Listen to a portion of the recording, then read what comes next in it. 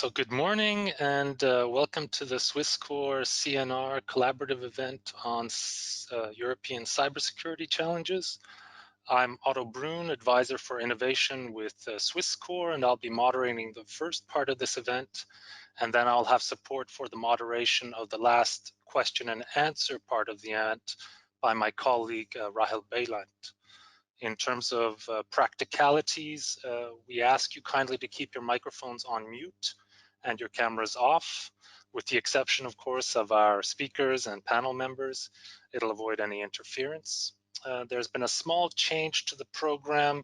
So originally we'd foreseen 3 parts, with the first half hour of setting the scene, followed directly by inputs from the Swiss and European initiatives, and then a question and answer period only at the end.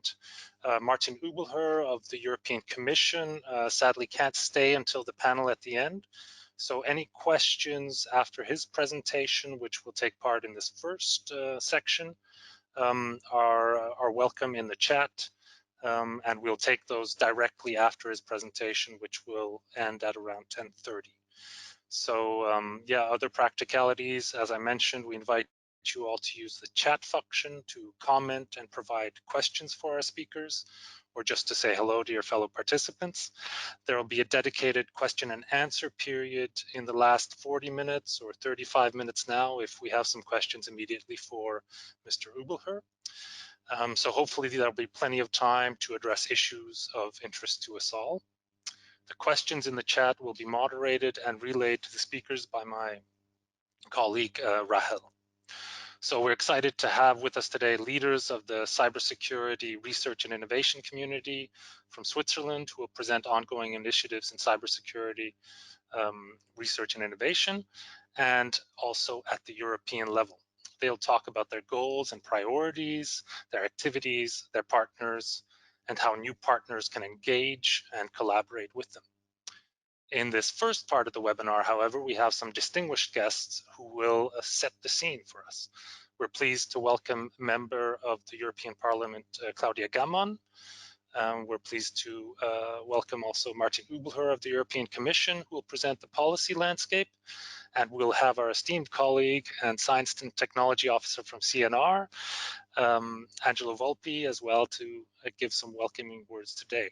But first, and now to start things off, we're very pleased to introduce Nicolas Lüscher, Minister at the Swiss Mission to the European Union, responsible for relations with the European Parliament. And I now pass the word to you, Mr. Lüscher, to say some words of welcome. Thank you very much. Dear member of the European Parliament, Claudia Gamon, dear representatives of the European Commission and of the National Research Council of Italy, dear speakers and participants. I'm very pleased to open this webinar, fostering an exchange among European and Swiss actors in the field of cybersecurity at this crucial time for both Switzerland and the European Union. Indeed, the association of Switzerland to the EU research and innovation programs will have to be renewed in the next months. The current sanitary crisis has shown our vulnerability and dependence on interconnected systems, and it has shown the importance of partnership and collaboration in addressing common challenges. In the digital sphere, we all realize that safe and secure digital technologies will become more central to citizens, to industry, and also to society as a whole. From the perspective of security policy, we would prefer, of course, to keep our independence and our ability to operate freely in cyberspace. From the perspective of economic and social policy, however, we would rather protect ourselves from cyber risks. To do so, we have to strengthen our knowledge of technologies, of threats, as well as of defense against those threats. This is why cybersecurity research, innovation, and technology deployment are priorities for us all. These are threats we all face together. Swiss leadership in academic research, industrial research, and the Swiss startup ecosystems can contribute greatly to ensuring the autonomy that allows us to thrive in this digital world, in accordance with our shared European values. Switzerland and the European Union have developed and an ever stronger and mutually beneficial partnership in research and innovation over the past decade. We are committed to continue this close relationship in the future, especially in the digital area too. I look forward to hearing the contributions of our European partners and Swiss experts here today on how the upcoming EU programs, notably those that Switzerland intends to associate to, will address these cyber challenges, on how European networks like our guest today, Sparta, can connect experts to build the necessary solutions and spread skills to lay the foundation for the new European Cybersecurity Competence Center, and on how Swiss collaborative networks like Trust Valley and research centers like the Zurich Information Security and Privacy Center have connected academic research, public policy institutes, international fora, industry and startups to create a strong knowledge base across Europe. These initiatives, ladies and gentlemen, and today's meeting testify to the fact that we need a strong common cybersecurity ecosystem and community in Europe to face those global challenges. Our collaboration must span across borders, across sectors from industrial research to education, from large enterprise to startups, and also traditional SMEs and citizens. Let's now open the floor to the different interventions. I'm looking forward to this discussion, and I thank you very much. Thank you, Otto. Thank you very much, Nicolas, for those very encouraging and motivating words of collaboration between the Swiss and our European partners. I now pass the word to Angelo Volpi, our good friend and close collaborator here in Brussels from the CNR office, the Science and Technology officer there. Angelo? Member of the European Parliament, Claudia Gamon, Minister Lüscher, ladies and gentlemen and friends. I'm very honored to be with you today to elaborate a bit around the EU cybersecurity capacity and the Sparta that has among its goal the task to develop a common roadmap for research and innovation in the security domain.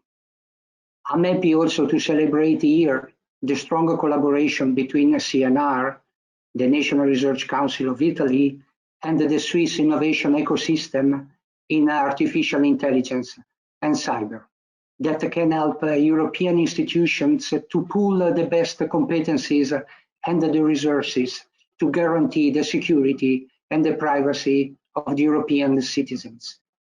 We do not need to remind you here the scientific relevance and the social role played by the studies on cyber as both the scientific advice mechanism of the European Commission and the World Economic Forum in Davos, you know very well, have recognized that the cyber attacks are among the most dangerous threats that our society is facing today.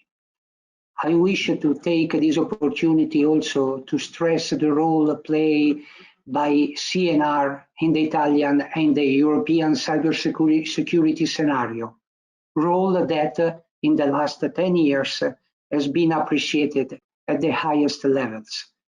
The Italian Committee for the Research on Cybersecurity, active since 2017, is based on the competencies developed by CNR in the Cybersecurity Lab that coordinate the research is carried on in 10 different institutes and in its National Observatory on Cybersecurity. We have also to underline the competencies achieved by CNR in the sector of Internet, as CNR is managing the register of the .it domain that you can easily imagine is a pivotal asset. The contractual public-private partnership on cybersecurity, established in 2016, sees CNR among the 5 founders and the only public research organization. And the CNR was among the main players of the action that convinced the European Commission to double the budget for cyber in the Horizon 2020. Thanks to this reconnaissance, CNR is presently the vice chairman of EXO, the European Cybersecurity Organization, and this is active in 2 of the 4 European pilot projects for the Competence Center, Sparta, and Cybersecurity for EU. I think I can stop here now, and I wish all the participants the most profitable results of this innovation briefing. Thank you. Thank you very much, Angelo, for those really interesting words on the important role that CNR has, not only within Italy, but across Europe, and for really the security of our networks on a global stage. So now I pass the word to Claudia Gamon, who is from the European Parliament, of course, but Vice Chair for the Delegation for Northern Cooperation and for Relations with Switzerland and Norway, and also Shadow Rapporteur for the regulation establishing the European Cybersecurity, Industrial Technology and Research Competence Center, a long legislative title. But with those 2 hats, we consider her really having a very special position to talk about the subject of today's webinar. So thank you very much, Ms. Gamon, for joining us here today, and I pass the word to you.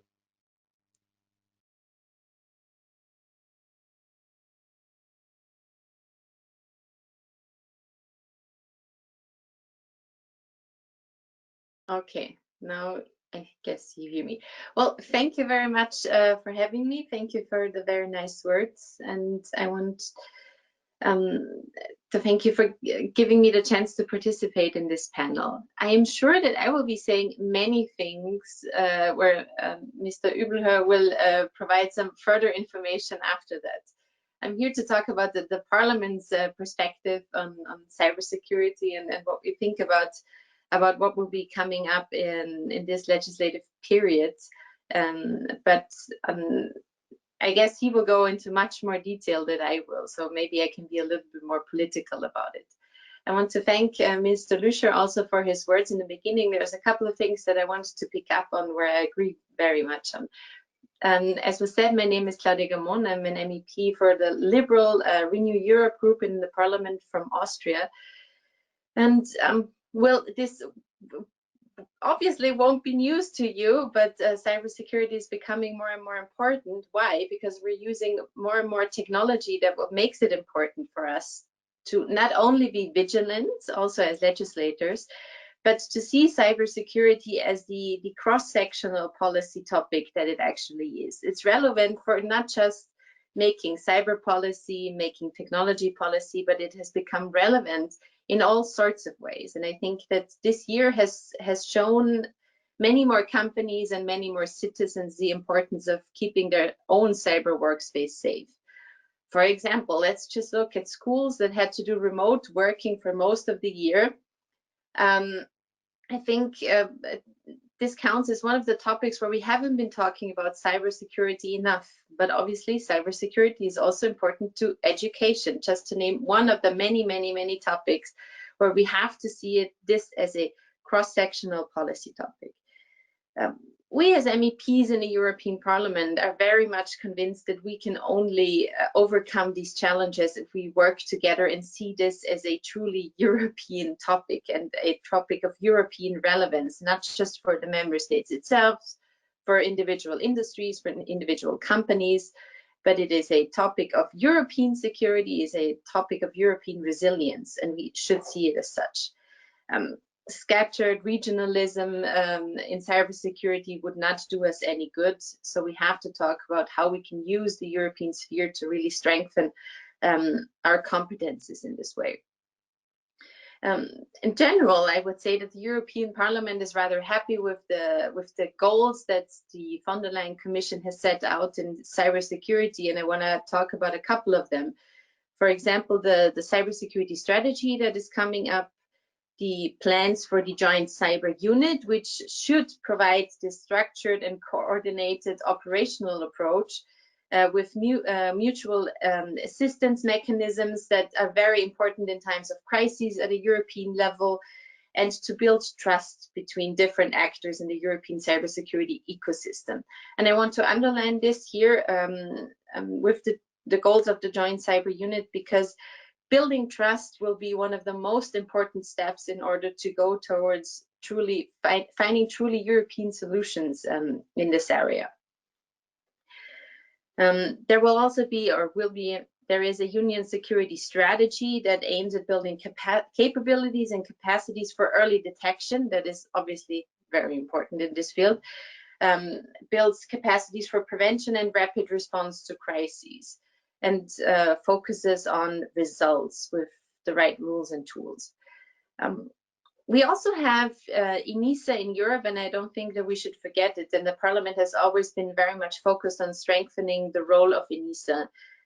Ever since its establishment in 2004, it has become an important support and partner for member states in the field of cybersecurity, especially because it focuses so much on capacity building, on building standards in the European Union.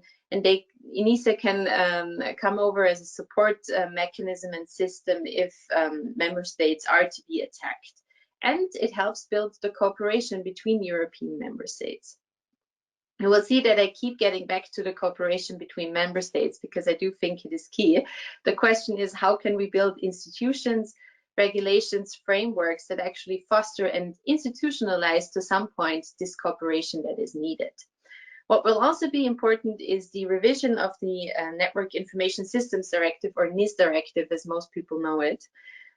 Those are just a few of the priorities, and we as a parliament support that there is such a focus being set on cybersecurity in general for this commission.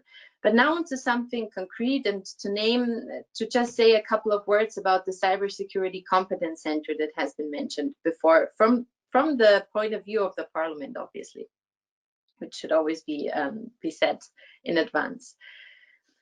Research is key in cybersecurity. It's important to come up with technologies, with ideas, not only to have capabilities, but to make people aware of this, make company aware of this, make cybersecurity also for everyday lives easy to include in your everyday processes. And I believe that research will provide us with many more great ideas in this field. So this is why it is important that we work on establishing the Cybersecurity Competence Center. Maybe the name might be misleading, but it's actually probably much more better described as a Cybersecurity Research Center, where we try to bundle the efforts that are made in cybersecurity research. And it is important that we start discussing this on a European level.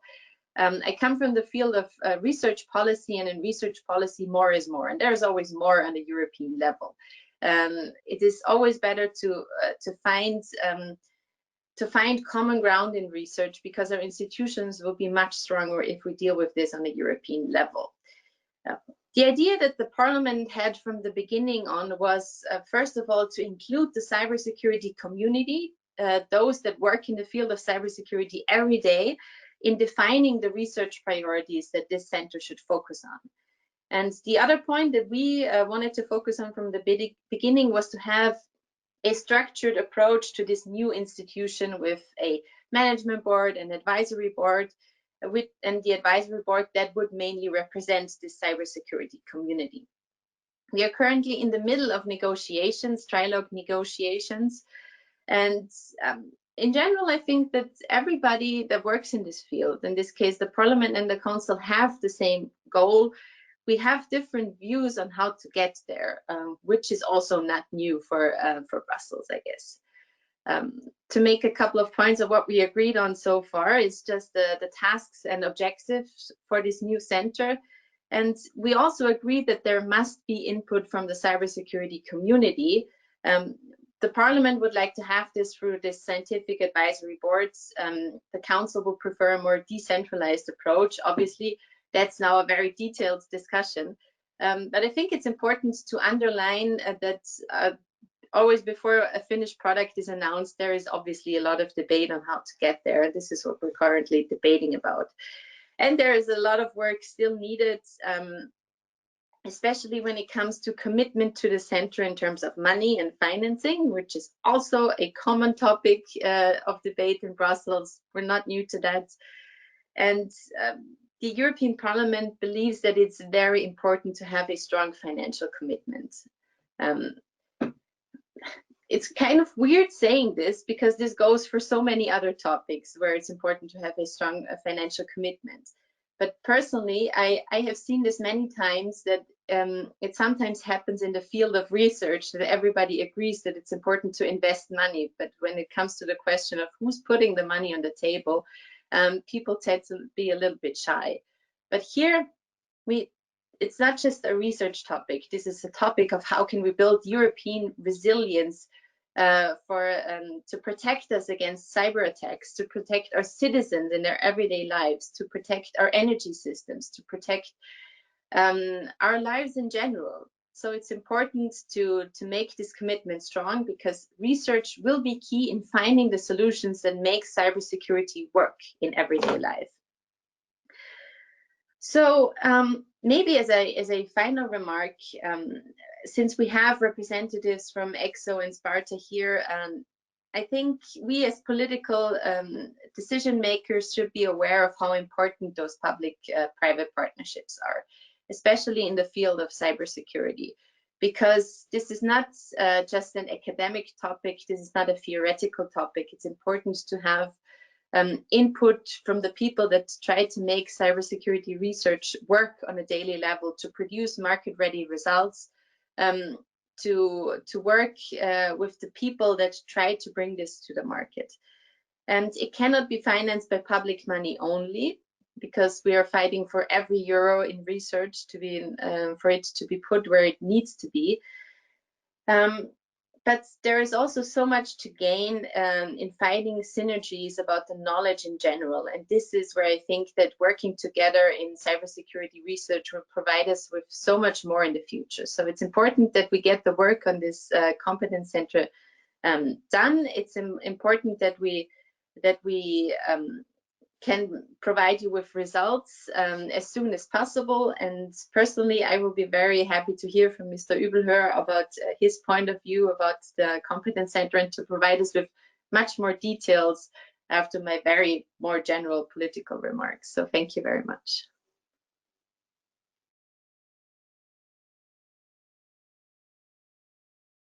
Thank you very much, Ms. Gamon, for those very detailed words on the political scene. Very often it can be a bit airy and intangible, but those were really very concrete points, which were very useful to hear on the synergies, on the need for cooperation, on reaching out beyond the member states, which is always nice to hear from the Swiss side.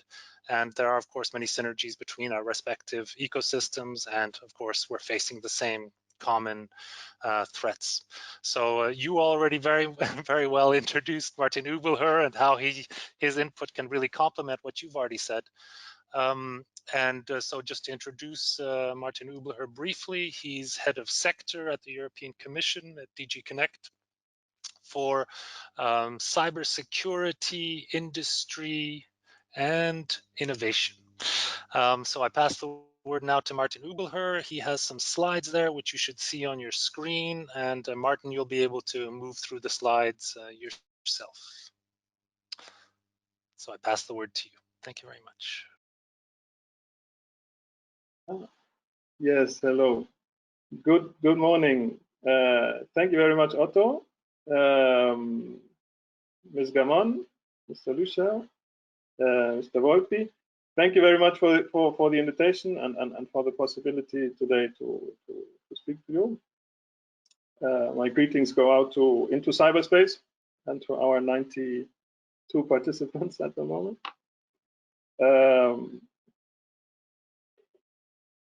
The title today is European cybersecurity challenges, and so before we go into kind of the big policy, into the measures, let me go quickly to a few challenges that we see at European level and which we try to address with our various policy initiatives. I don't manage to flick through this slide. There it is. Excellent. There are many challenges today, and different challenges also require different responses. But just to name a few: capacity building, resilience, in operators of critical infrastructures, but also in SMEs and small public administrations. It's a critical topic. It's already subject to the NIS directive, which will now be reviewed. But it's a key point.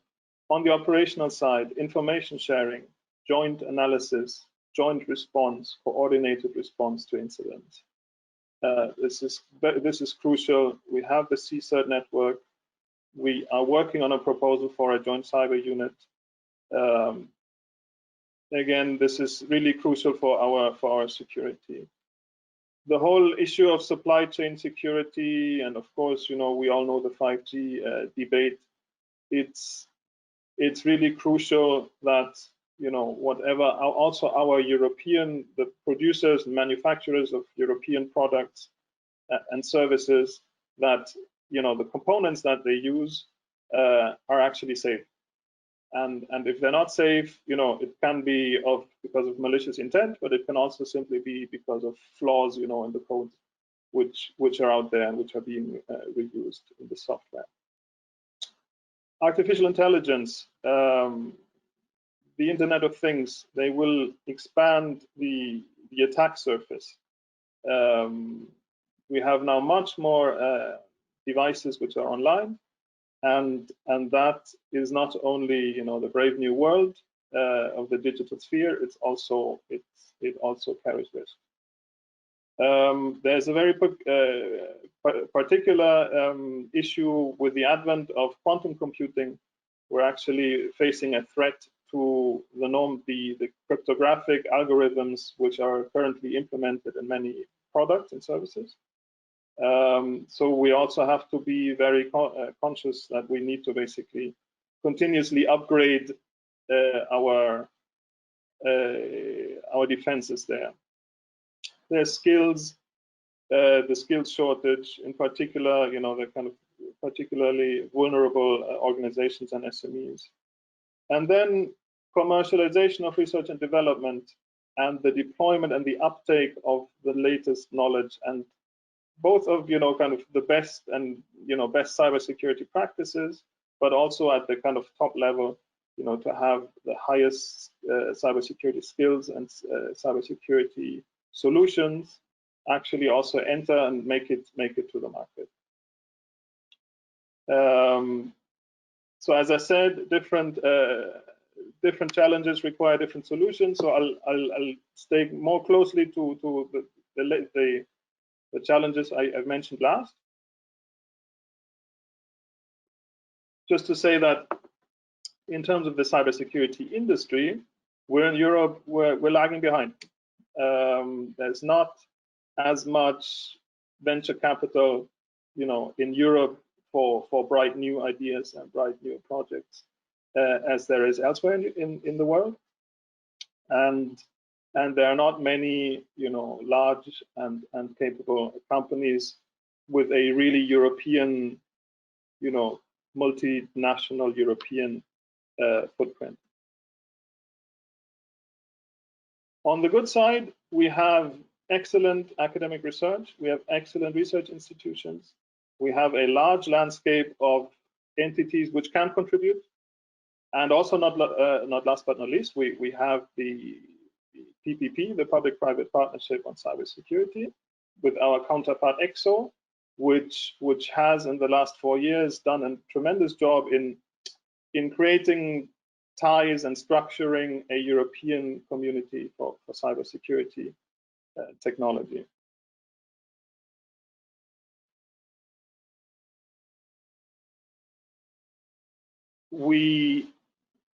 But there was the decision that we need to do more. We need to have a stronger community. We need to have closer ties and a more dense network and a broader network of entities working in cybersecurity in Europe, collaborating across member states, collaborating across sectors. So not only academic institutions collaborating with one another, but really industry with academia, SMEs with large companies, and the public sector collaborating with all of them. And so the first step towards this new ecosystem approach were the 4 pilots. And of course, we're glad to have today Fabio Martinelli and Florent Kirchner from Sparta. Sparta is also doing a tremendous job together with the other 3 projects in not being just very large research projects, but actually also in structuring the community, in creating outreach. And I think we will get to the outreach part a bit later in the event today.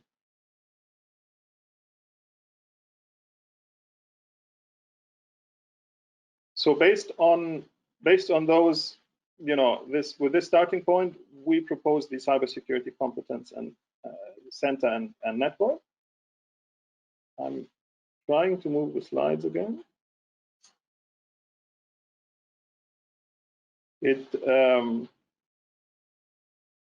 Anyway, so what we're proposing, we proposed it 2 years ago. We're in the final stages of negotiation, as mentioned by Claudia Gamon. We want to set up a new ecosystem which is linked to European funding programs for cybersecurity, and not only research, but also deployment and uptake through the Digital Europe program, which is a new program in the next multi-annual financial framework. So a center in the middle, which will not be a research center like the ones that Fabio Martinelli represents, or that some of the other speakers today represent, but more something between a funding agency and a kind of a networking agency, really trying to bring together everybody. On the public sector side, there will be a network of national coordination centers. They will be responsible to really make sure that this European approach really reaches everybody in every single member state. And they will also be responsible in the other direction to provide the input to make sure that all the issues that are encountered are really kind of make their way into the European debate and into the European actions. And then last but not least, there is the cybersecurity competence community, which will be a large, open, base of organizations in research, in industry, in the public sector, with an interest in cybersecurity, either more from the supply side because they have particular expertise, or on the demand side because they face particular cybersecurity challenges. And with regard to that community, of course, we're not starting from zero. We have certain blueprints with which we will be working. In particular, again, EXO and the experiences which we have gathered with the public-private partnership, and again the 4 pilot projects. Maybe if I can still go back one last word about this community. I understand, this being a SwissCore event, there may be a particular interest as to what will be, the status and with regard to entities which are established in Switzerland in this entire new setup. In general, I think it's too early to tell. I understand that all the arrangements still need to be found, in particular with regard to the Association of Switzerland to the different programs which will feed this this mechanism. So in particular, Horizon Europe and Digital Europe. And based on that, there are still arrangements to be made as to the openness to entities, third countries, with regard to the cybersecurity competence center ecosystem. But I mean, despite this, there's a lot of talk nowadays about the strategic autonomy. And let me just say here, there's a lot of willingness to really differentiate and nobody wants to throw out the baby with the bathwater. And despite all the arrangements still having to be made, I think there is a lot of willingness to collaborate with our closest neighbors and partners, also in this more sensitive sphere of cybersecurity. And then I have 3 more slides. They're really more for the information, maybe also for later. Just giving some ideas about the types of topics in which we want to invest.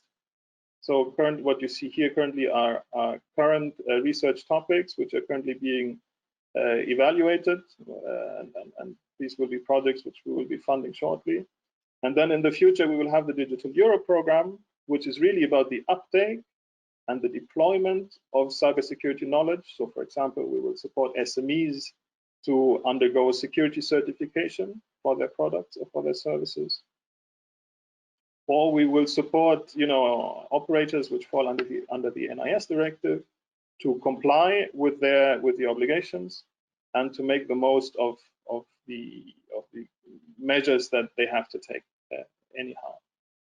And with Horizon Europe, we will continue with the same, approach, supporting different, research horizons that all relate to cybersecurity.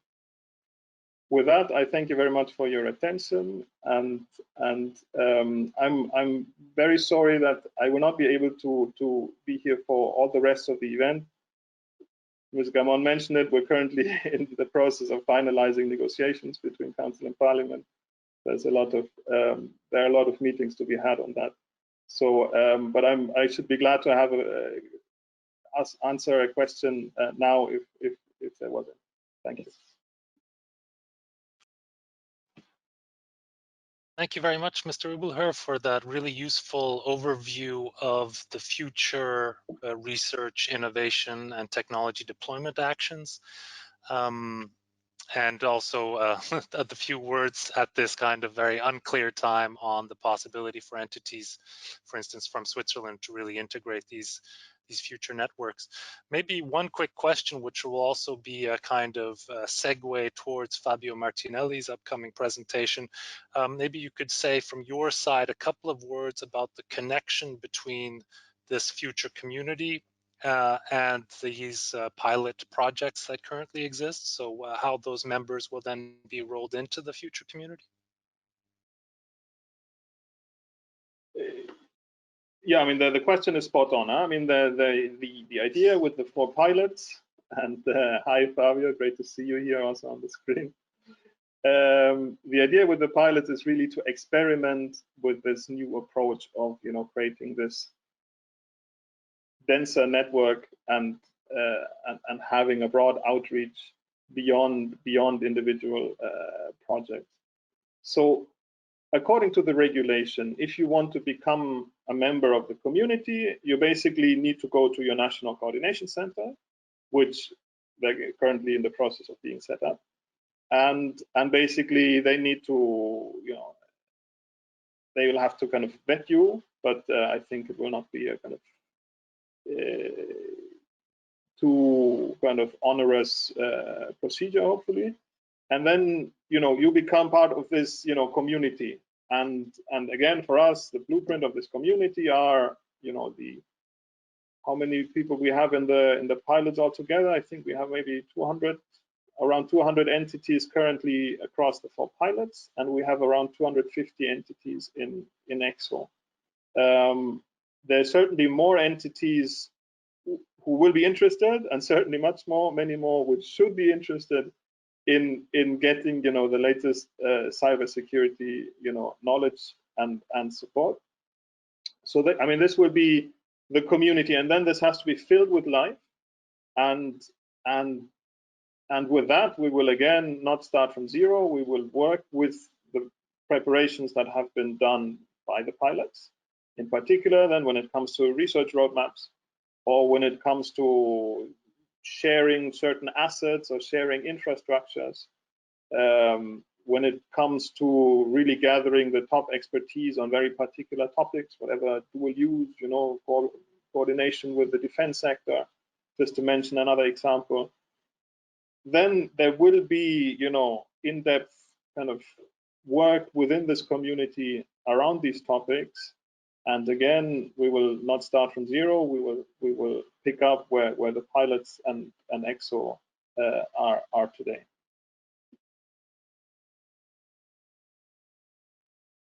Many thanks for those clarifications, and many thanks to all our 4 speakers from this setting the scene section. So thank you very much to Mr. Lüscher from the Swiss mission, from Angelo Volpi, from CNR, and from Claudia Gamon as well. So we now look forward to the presentations from the specific initiatives, which we hope will be able to participate in this future collaboration. So we begin here with Fabio Martinelli, who's research director at CNR, but also vice chair at the European level of the European Cybersecurity Organization, also known as EXO. And he's also a member of the Italian Committee for Cybersecurity Research. And most important for today's webinar, he serves as partnership director in the Sparta pilot, as just briefly presented by Mr. Übelhör from the European Commission. The Sparta pilot is one of the preparatory projects for the network of competence centers in cybersecurity. So I'll let Fabio take it over from here. Thank you very much for being with us today.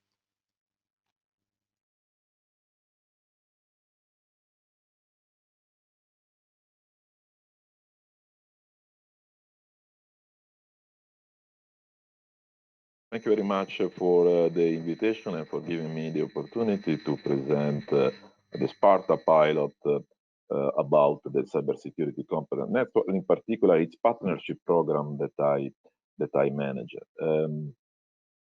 This is I will present the structure of Sparta. I hope that we have the next slide. How Sparta is structured has been mentioned by Martin, the research programs that we have to address, and nicely they fit with what the European Commission thinks currently very relevant. The roadmap, so how this topic will evolve, and now you can contribute to make evolve this topic, and then specifically the partnership. What does it mean to stay together, to create this community of people that wants to stay together and create a better European research in cybersecurity, bringing together the infrastructure, the people, the associates and friends, and having events like this one that shows how cybersecurity is relevant, raise awareness, create connections, create the community and the partnership. And yes, so we have, let me see if we have another slide.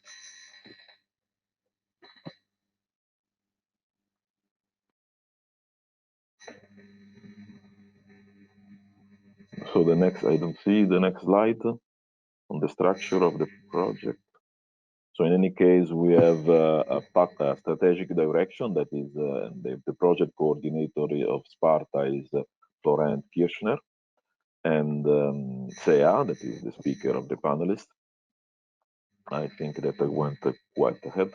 So basically, Sparta wants to rethink how things in cybersecurity can be done, and taking really a disruptive approach. Exactly what happened, imagine, 60 years ago, I would say, when the Russians sent the Sputnik in the space.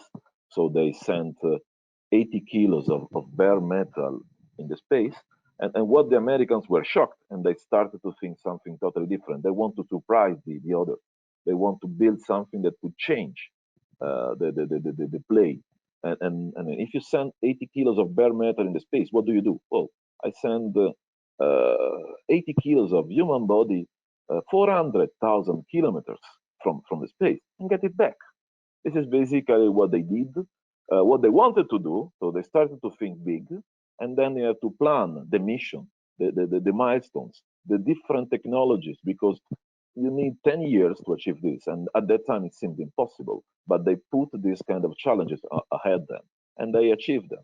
So I think this is what Sparta is trying to think again, to rethink the whole game, considering that is really a challenging aspect, and we want to do the same thing. We want to develop also, so to make it more concretely, to develop concrete research innovation path. I mean, we are here set up shared and virtual spaces for collaboration. And virtual, we know how it is relevant in this pandemic world. Strengthen certification, outreach, and training capabilities in Europe, and put together European, national, and regional ecosystem.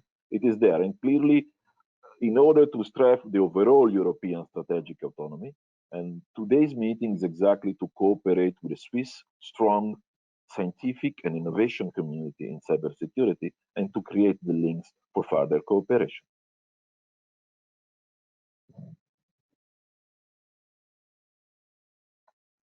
I already mentioned the structure of Sparta with a strategic direction. I manage the partnership.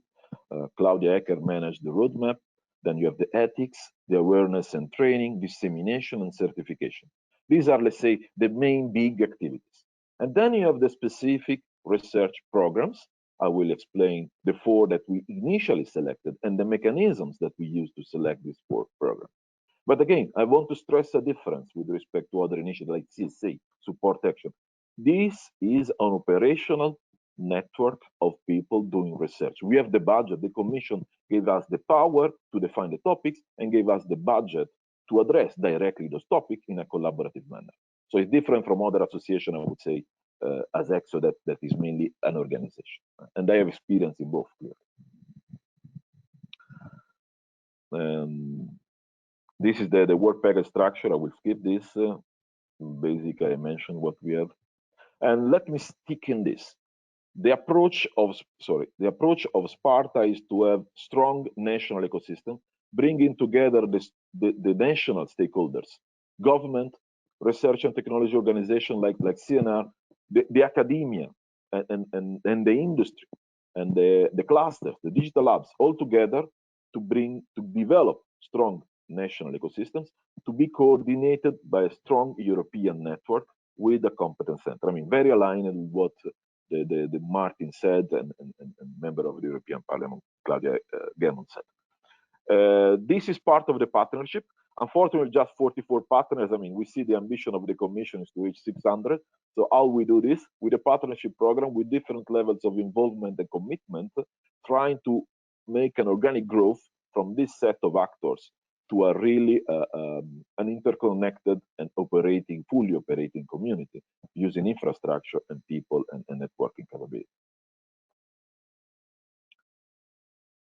The first thing that we have are the research programs. We identified these research programs in a typical bottom-up fashion. So we asked, as community, what do we want to do? What do we think is crucial to make it? What will be strategic for Europe? We selected, we grouped, we evaluated, we selected those, and we started to plan in 4 big areas that I will describe. That, I mean, for the project will last just 3 years, but ideally we have a roadmap for 10 years for all of them.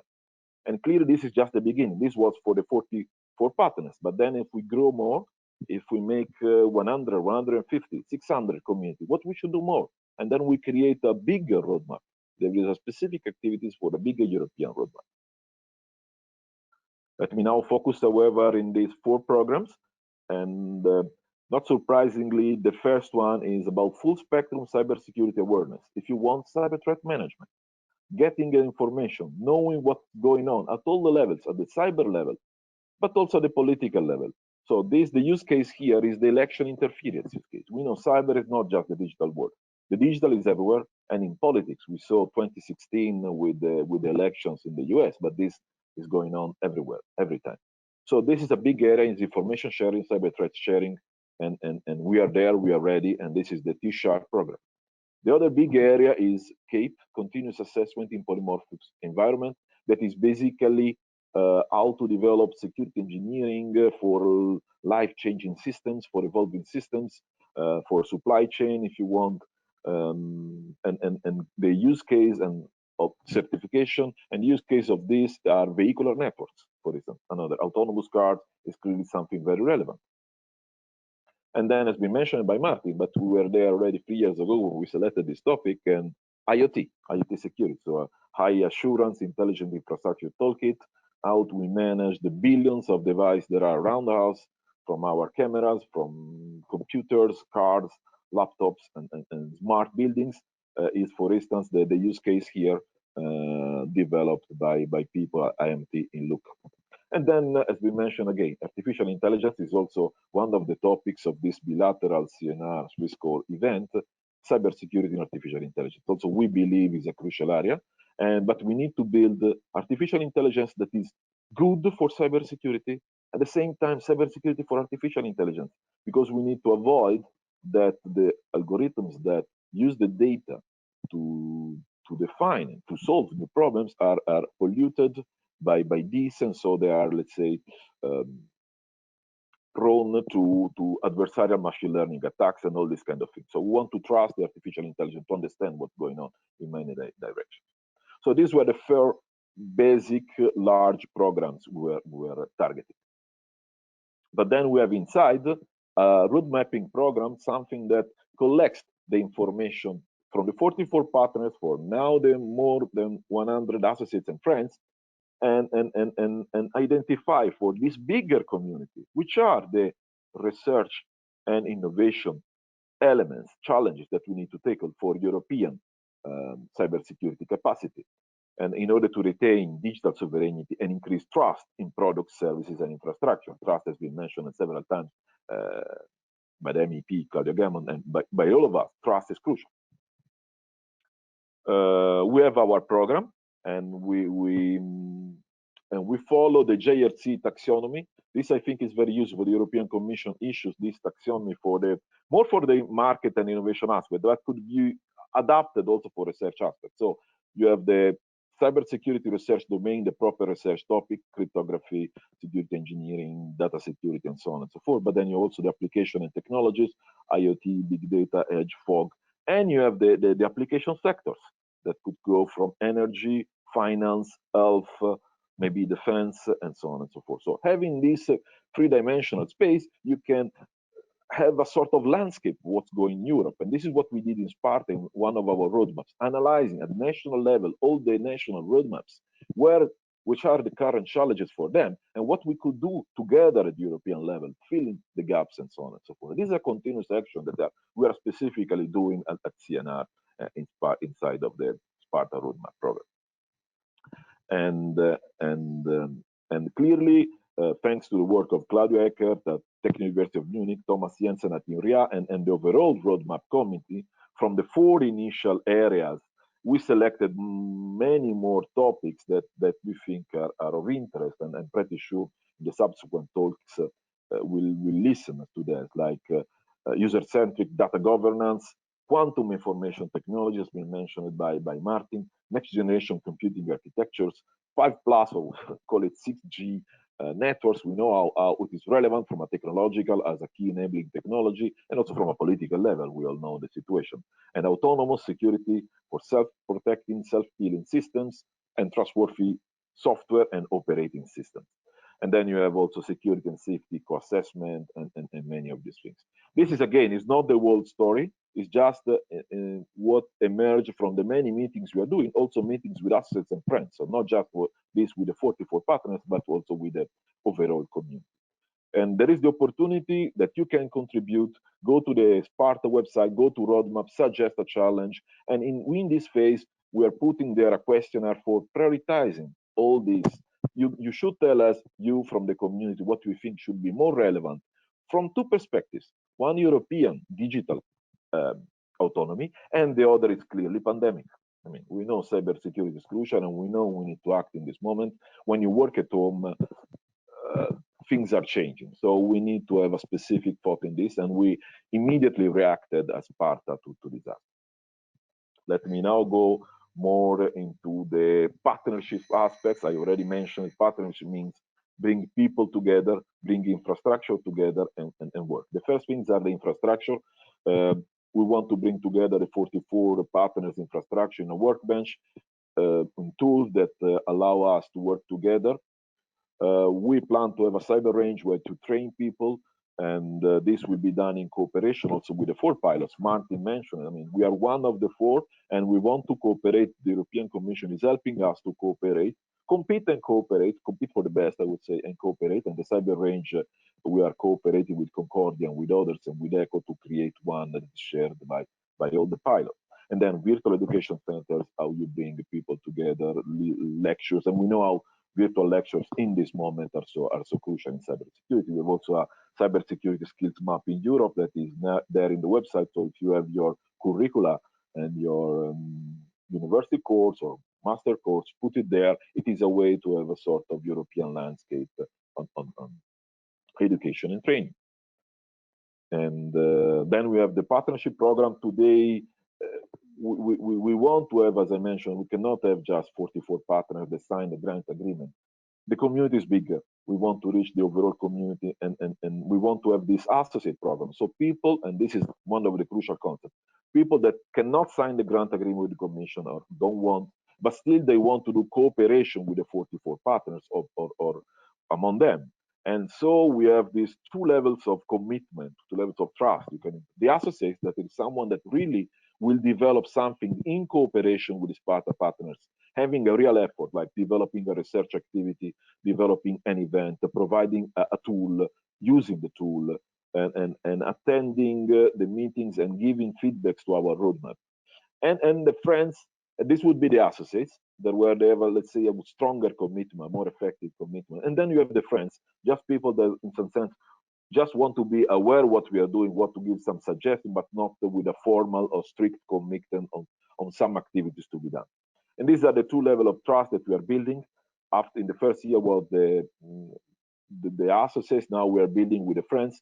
And I think this is a great opportunity to start to spread this with the Swiss community, the top one in science and technology. And I'm pretty sure the speakers then will show the excellence that you do. And I think Sparta community, from my perspective, Sparta partnership director, it would be great to have this, let's say, stronger cooperation with the Swiss community. Apart any formal then clear relationship. This is how we work.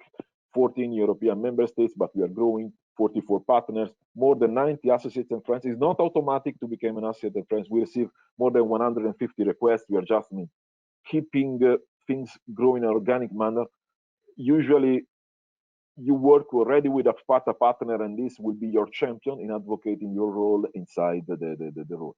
But clearly, then we work with all fellow European projects, fellow agencies as ENISA, EC3, EDA, ESA, and EXO is clearly an ERCIN, that is European Research Consortium Informatics and Mathematics, IFIP, and many other organizations. So it is really a wider effort that we are trying to do. These are the logos. I mean, nothing.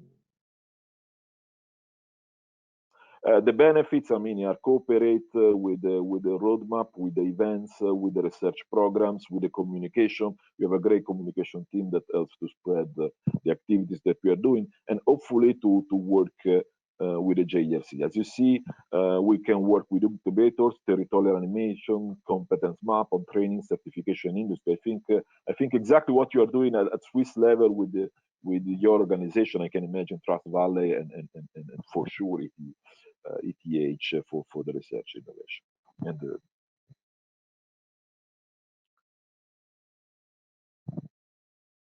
that's another interesting concept.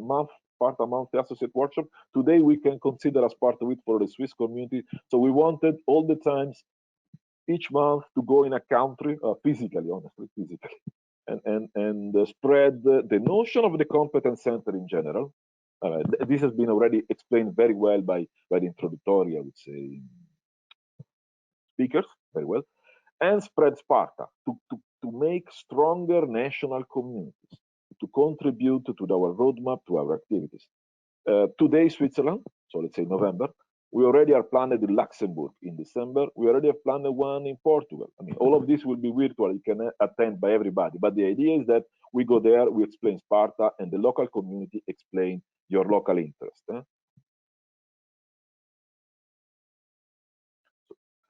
This is the concept. I mean, I will be quick in this.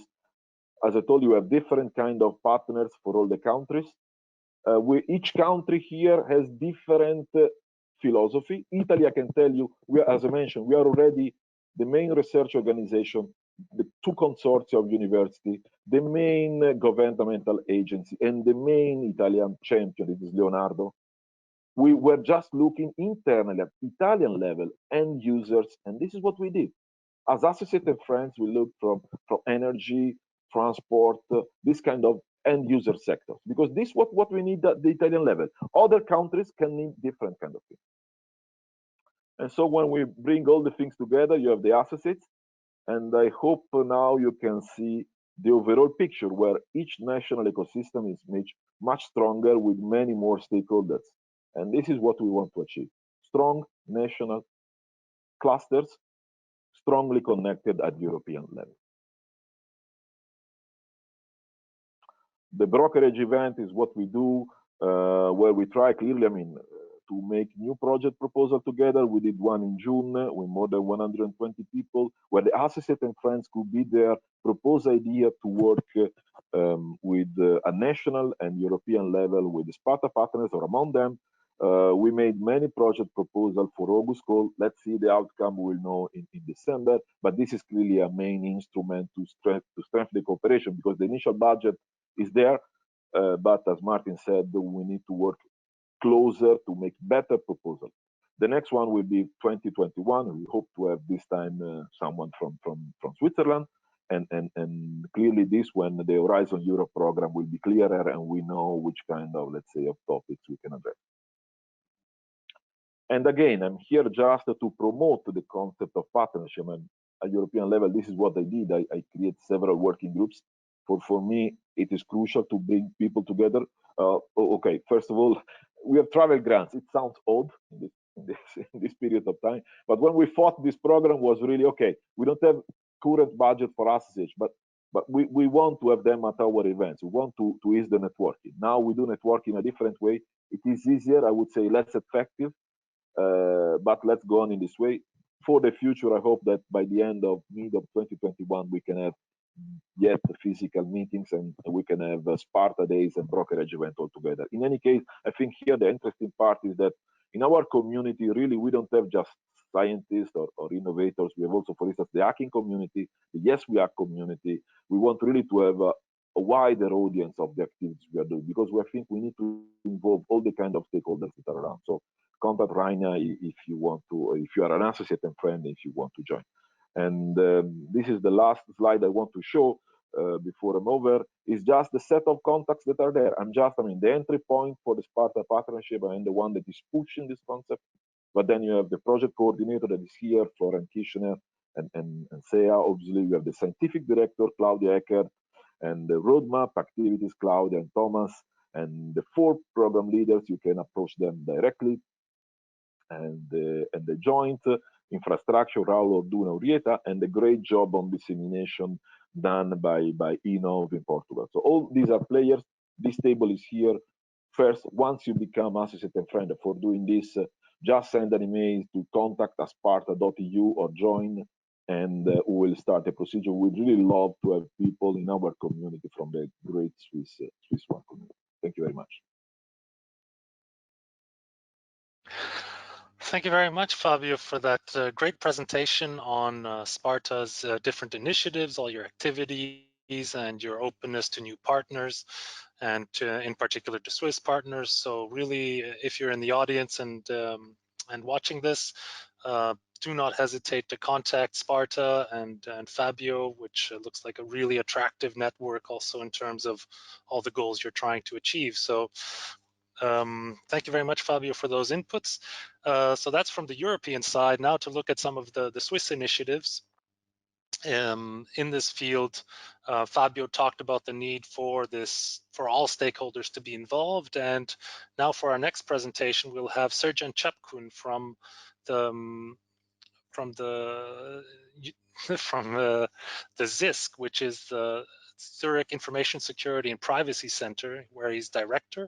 He's also full professor in the Department of Computer Science at ETH Zurich, and the co-founder of 3DB Access, a startup in terms of security distance measurement, and Soundproof, another spin-off focused on usable online authentication. So he really has both the private sector and academic experience in this. And at the ZISC, of course, there's, as I imagine we'll hear, there's a lot of collaboration between academics and industry. So we look forward to hearing Professor Capkun's inputs now. I pass the word to you, Professor.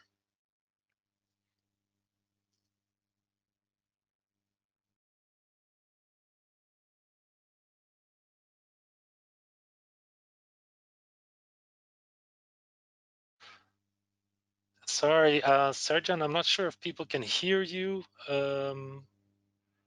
Your microphone should be on, but there might be a volume issue.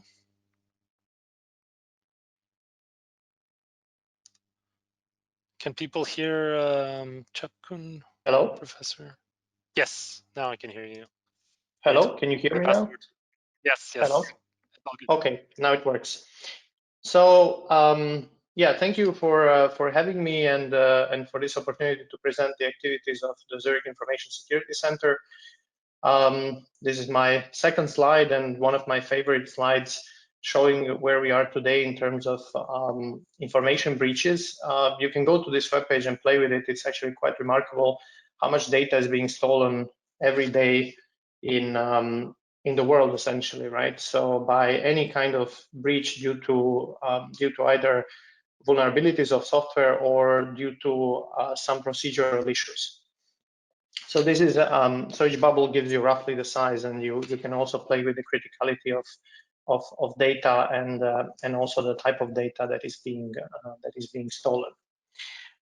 Clearly, this erodes trust in those to whom we give our data, and this is an issue that we need to solve. I'm trying to switch to the other slide. Okay. Of course, this is not only about data that is being stolen that potentially resides with some custodian, but it's also about the systems that we start more and more to rely on. There are a number of examples where critical systems such as e-voting systems or systems that financial systems have already been hacked, either that they have been in production or in testing.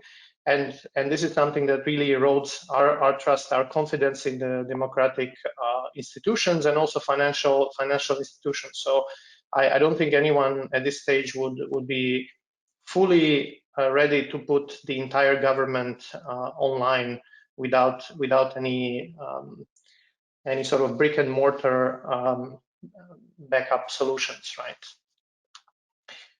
But this is not only about data. So it's not only about how data can be manipulated. It's also about the integrity of the systems that we rely on. So practically everything is being hacked, and I think we are all sort of aware of this, but we typically ignore this.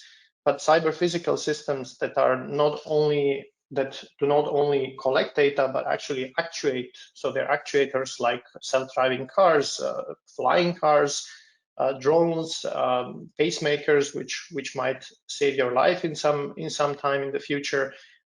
They are all being hacked by different parties, either for research or for fun and profit. And this, of course, is a major issue that we face. And so the question is, what can we actually do about this whole set of issues, right? So it's not only about the vulnerabilities and fixing them, right? So it's not only about us looking at these systems and saying, hey, how can we make them better? It's also we need to realize, and I think Fabio mentioned this, there's a question of trust, which is sort of orthogonal to this issue of how do we find vulnerabilities and fix them, right? Because even if we know how to fix all the vulnerabilities, and even if we deploy the state-of-the-art security technologies, we still need to choose who do we trust. Because trust inherently enables us to delegate complexity. So we don't want to manage our own data. We don't want to manage our own backups. We don't want to manage our own cryptographic keys.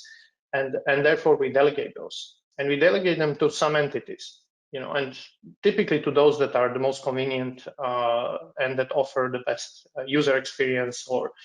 And this is where I believe that we need to, in order to reduce this, or in order to make sure that we can trust the entities that we work with, we need to develop them more locally. So, and this is something that we have been working on in Zurich, and this was one of the ideas behind the Zurich Information Security and Privacy Center to facilitate and to help the development of the local ecosystem of attracting top talent and to develop local solutions, and starting clearly with innovative startups, which can then offer solutions in the Swiss and European ecosystem. And because again, if we would have a sort of Google in Switzerland or Europe, then some issues might potentially be solved by rather policies and not only by technology. And this is maybe a longer discussion that is also in the political domain. So in Switzerland, so ZISC, as was mentioned, is a Zurich Information Security and Privacy Center.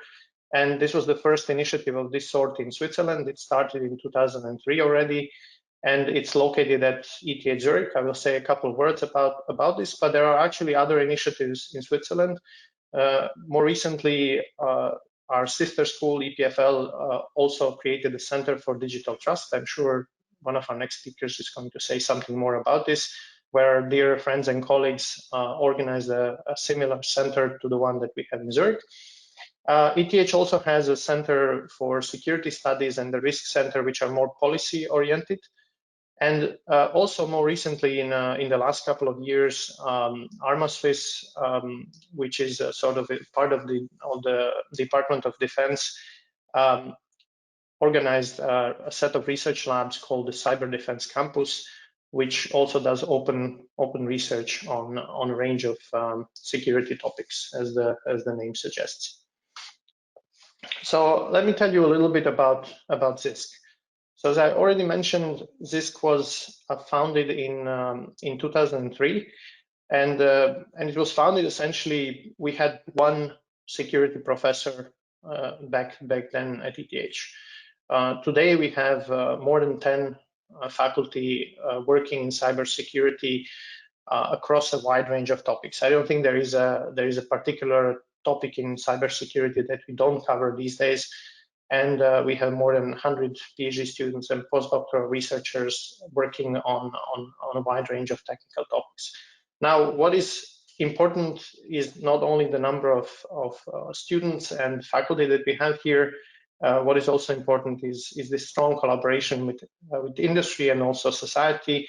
We are trying to discuss not only, very often when we discuss the collaboration with the industry, there's this very common pattern. Well, we will talk to the industry, we will learn what their problems are, and then we will try to solve them. But there is this other push that I like even more, or I like to highlight it even more, which is that innovative solutions that can change how we run our world, and you can think of that as digital cryptocurrencies, or so disruptive solutions that can come out of the imagination of researchers also can be pushed to the companies and make them more innovative and stronger and more creative. So we need to be leaders, not only followers, and this is our strong commitment to do research which can conquer the world in some way, right? And clearly, this sort of strong push on innovation and to a push to create something new, and we support our students to create spin-offs and startups.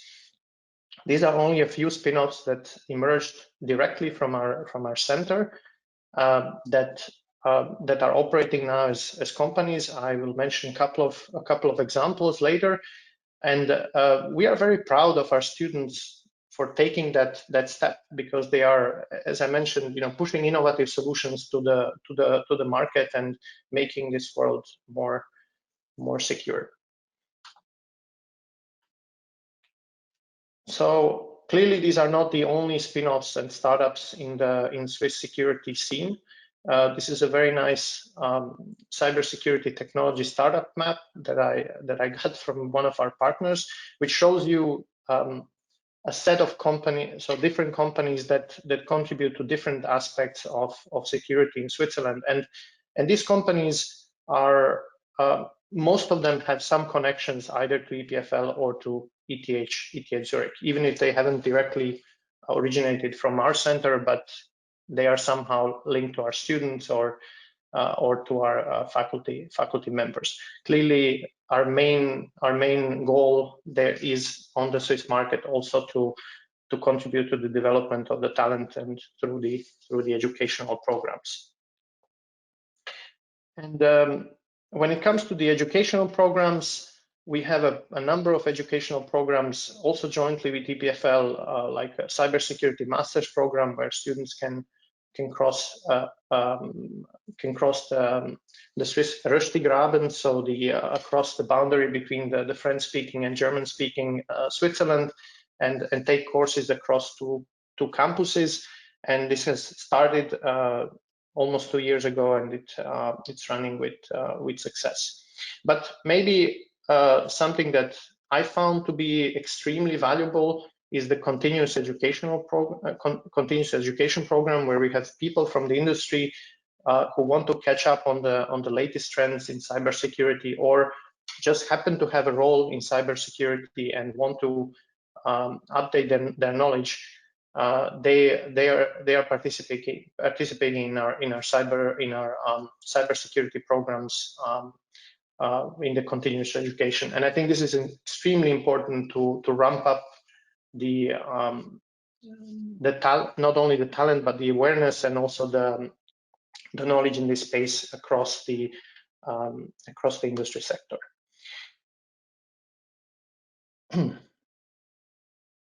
Let me give you a couple of research highlights, maybe ending with one that was really a truly European highlight. So I'll start with the first one, which is more linked to our research. So as I said, we aim to build constructive solutions for the future. We are very proud that we were the driving force behind this, what might seem to you as a detail, like a short-range distance measurement solution that is secure, where we co-developed this standard with ETH and ETH researchers and ETH spin-off. We built the first solution that truly secures physical access to cars and homes and so on. And our spin-off actually produced chips that finally got integrated in the newest Volkswagen ID3, which is kind of a sort of a success story for us, an example of how technology can go from research all the way to the deployment. These kinds of chips you also have today in the latest Apple iPhones. And to mention another highly impactful project that is being developed at ETH, this is essentially a new internet. It's a new next generation internet, which makes sure that your data can stay within a geographic location.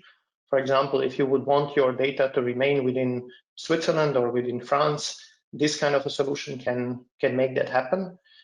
For some of you that might not be aware, but data packets that are being sent from your computer to maybe a computer in the neighboring city might go all the way through China and then back. This is the nature of the internet, and clearly this is something that this architecture and the related companies now are addressing and successfully deploying already in several companies and ecosystems. And maybe the most recent and the one sort of closest to everyone's heart now in the research scene in Switzerland is the DP3T, and I hope the slide will soon pop up, which is a contact tracing solution developed not primarily in Switzerland, but also with our. Can we switch to that slide, or I'm trying to? Okay, there it is. So this is a contact tracing. Okay, now I have to go back. So it's a contact tracing solution developed primarily in Switzerland, but also with our European partners. You can see a full list of authors on the right side, and I think this is the solution actually that Apple and Google deployed on all our phones, right? So this was the initiative that started at EPFL and ETH to build a privacy-preserving contact tracing for Europe.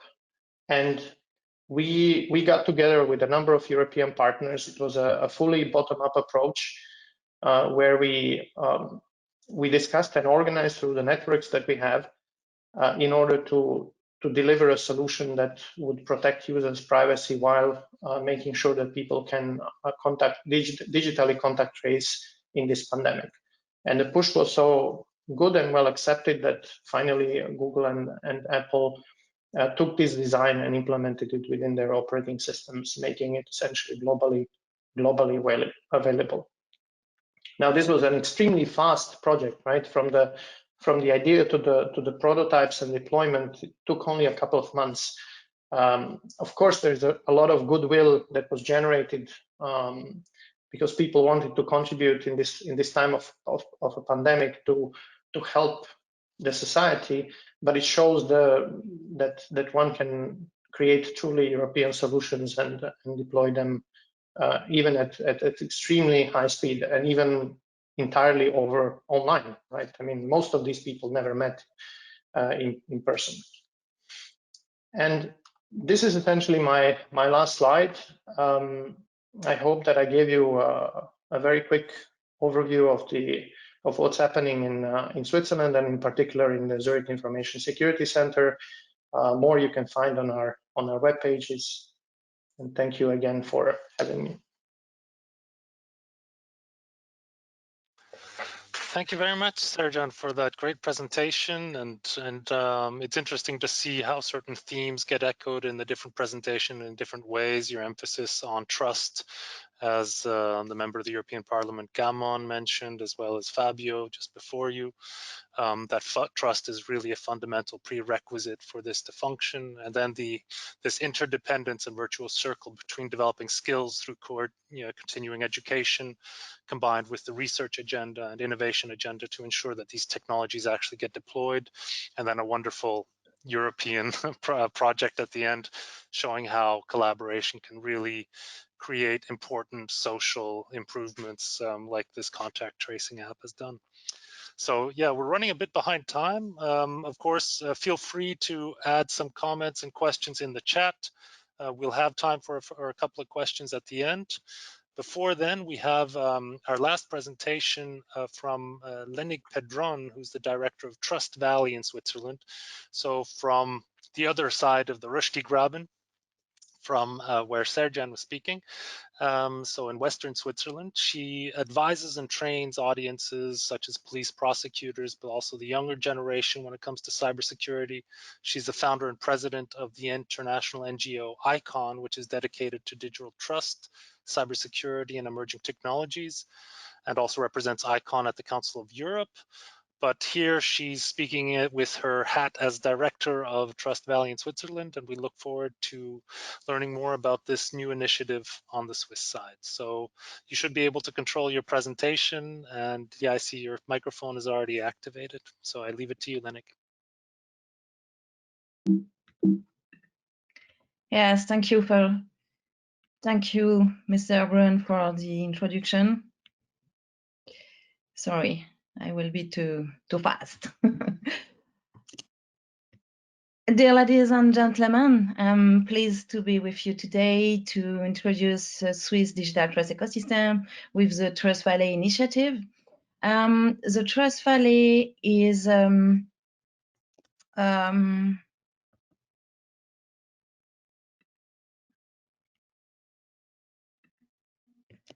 public-private partnership and an alliance for the economic development of the region, supported by many public and private academic players, pooling the partners' resources, positioning and giving a global impact to the Lake Geneva region.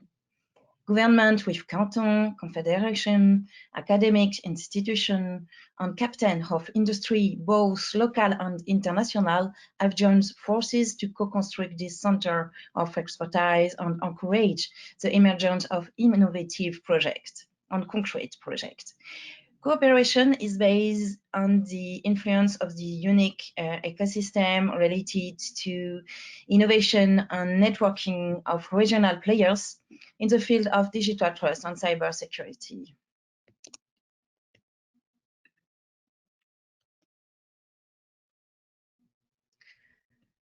Sorry, it's a little bit long. We launched the Trust Valley. We launched the Trust Valley in October, at the beginning of October this year. And it was incredible for us because we were 1,000. So it was in EPFL. The professor before me spoke about the EPFL and the Center for Digital Trust. So we were with the Center of Digital Trust because they are founder of the Trust Valley, with also a lot of other partners. And government with canton and academic and institution and captain of industry at local and international have joined force to co-construct the center of expertise. Cooperation is based on influence of this ecosystem, unique ecosystem related to innovation and networking of regional players in the field of digital trust and cybersecurity. We want to connect with other initiatives in Europe because there is an urgent need to protect this digital economy. Indeed, we are in a new normal, and the link between multi-ecosystem is key.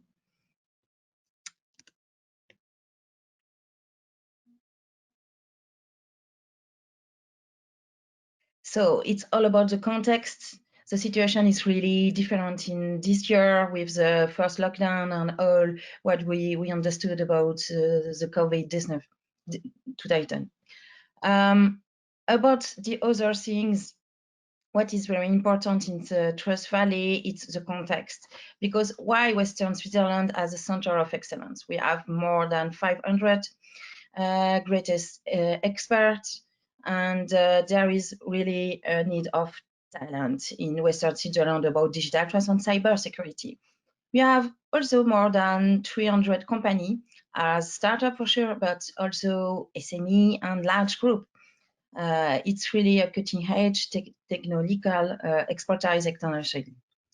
The world-class economic institution like C4DT with EPFL and also UNIL about cybercrime is really like the 20 best ecosystem in the world. Also, one point very important is that the 10 of million of private and public funds already invest since already 10 years.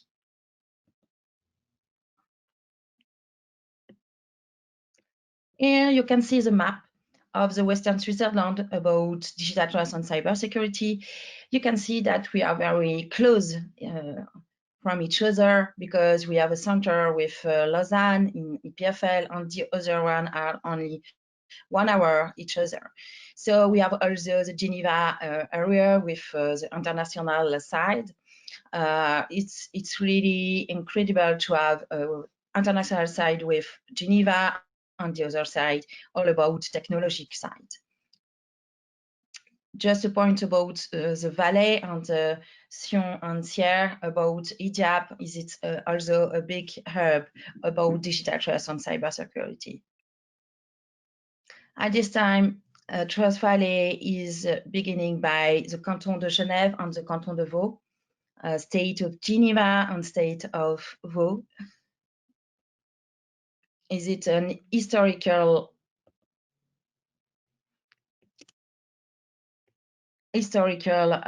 action between the two cantons?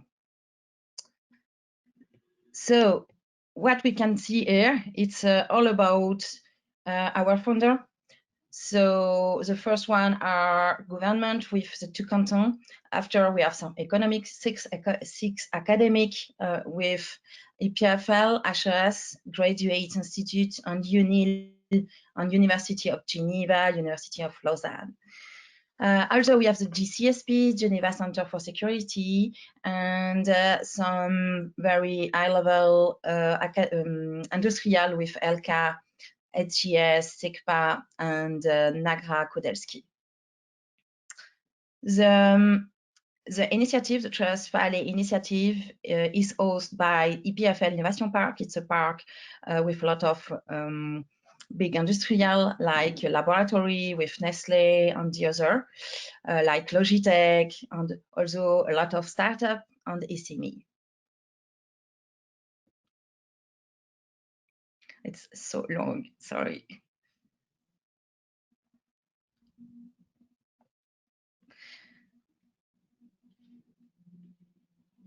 what I will show to you after, when my presentation is working, it's all about our concrete project, because for us it's very important to have some concrete project, concrete action to make the things happen, not now in 2 years, but now, right now.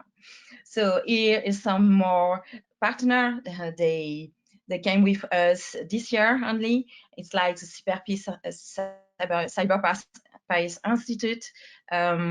The NGO is in Geneva and also Fortinet.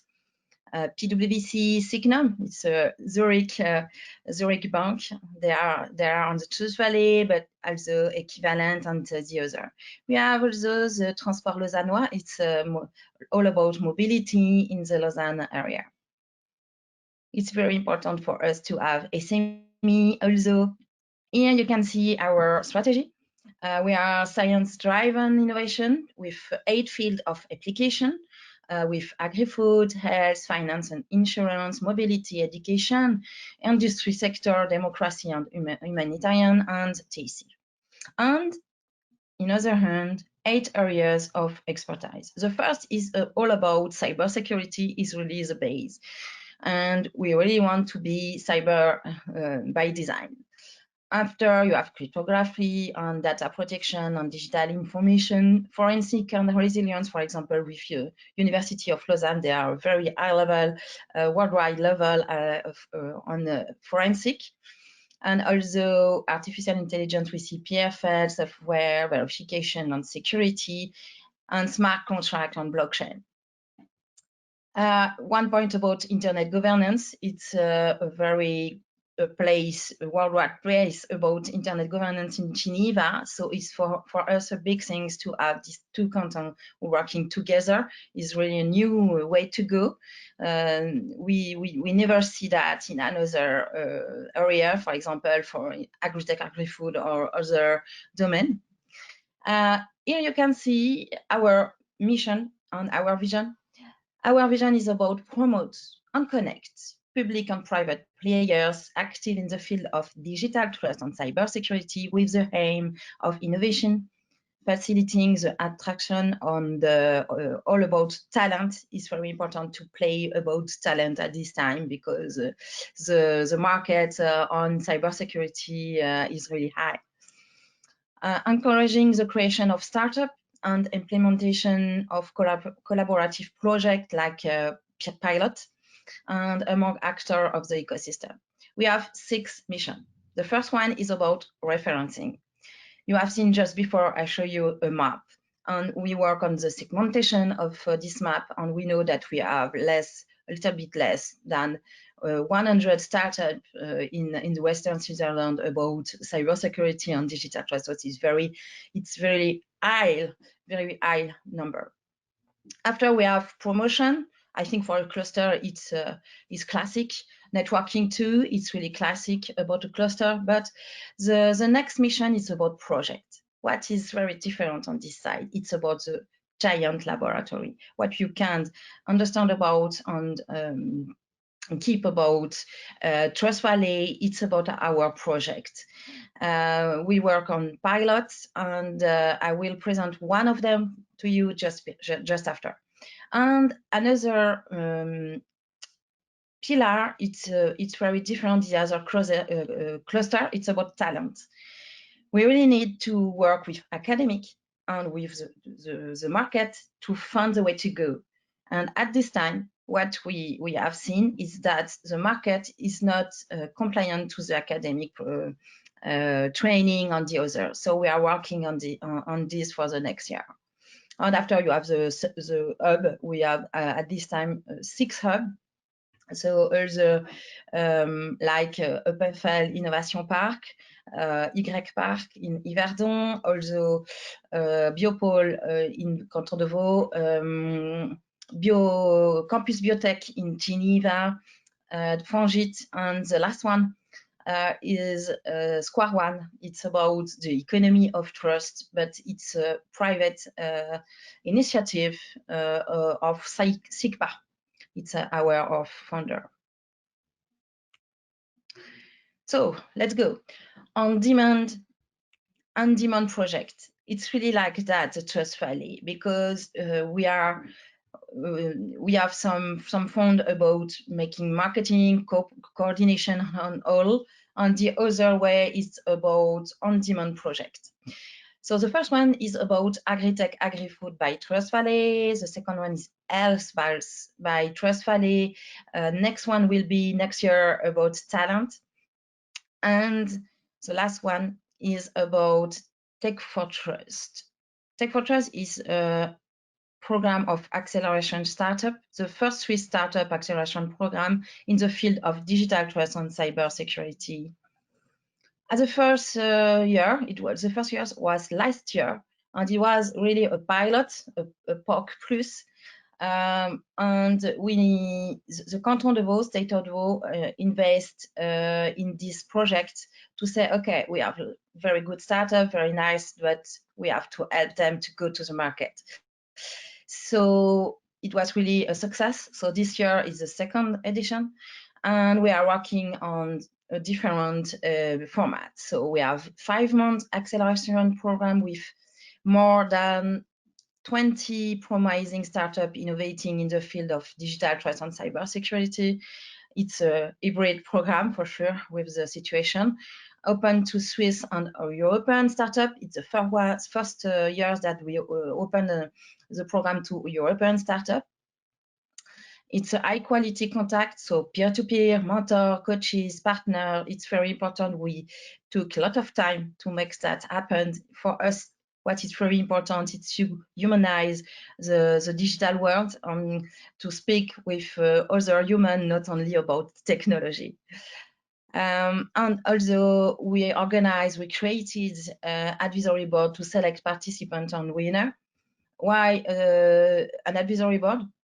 Because we need to go with transparency and also to have some captain of industry like SME, because here in Switzerland we have a lot of little enterprise, little company, but they are very high level.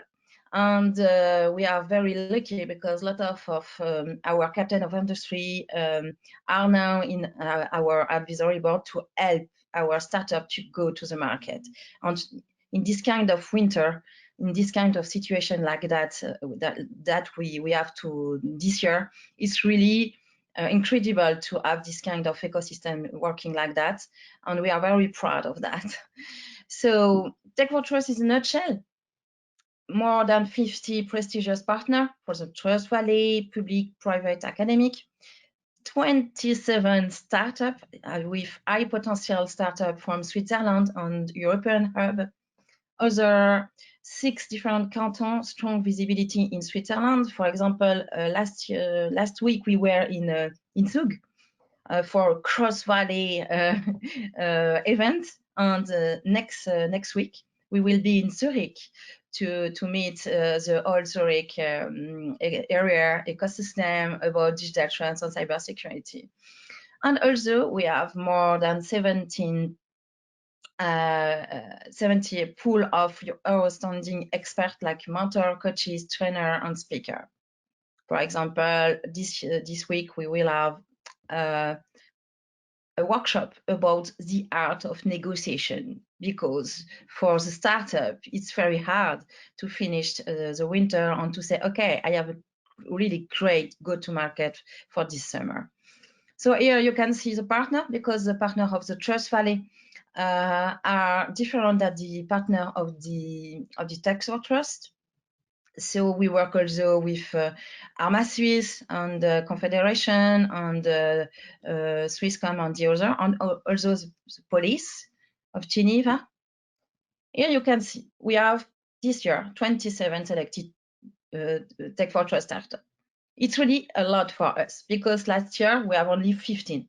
But our steering committee said to us, okay, this year is very special, is very strange, so we have to go on to help more than 15 startups. So we took the decision to go with an early group and a growth group, and it was really unbelievable for us that the growth group send postulation to us, because you see here, for example, Clearwater Dynamics, so UK startup, NIM Technology, and Infair. This is very high-level startup, and they are not like early stage. So for us, we understood that it's a little bit more difficult at this time to go. And what we want to do with the help of Europe and with your help is to really go with a higher level and follow more startup for the next year. And we are very open to discuss of this with you.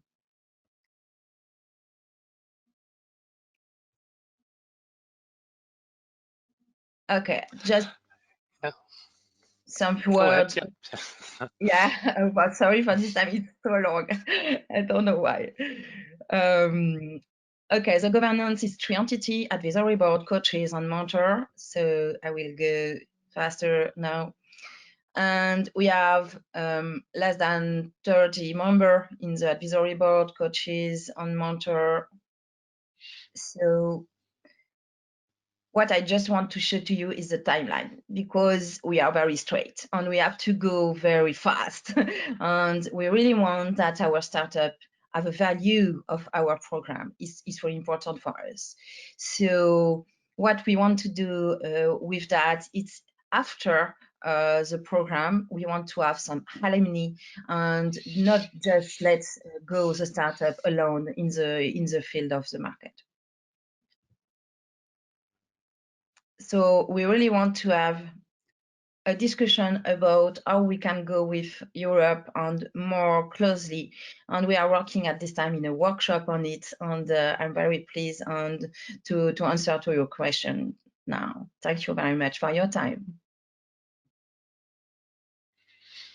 Thank you very much, Lennig, for that great presentation and all the activities ongoing in Trust Valley. It looks like a really promising initiative, and also its openness to European startups and other partners. So now I'll move to the panel. And in terms of the reactions, I thought we'd start with the 2 remaining invited speakers. So we have with us Florent Kirchner and Eda Eigen. So Florent, thank you for joining us, and thank you for being back, Claudia. So Eda Eigen is advisor to the Secretary General of EXO, which is the European Cybersecurity Organization, which has been mentioned in some of the other presentations earlier, and also their head of communications. So if briefly you could tell us a bit about EXO's role here and how associated countries relate to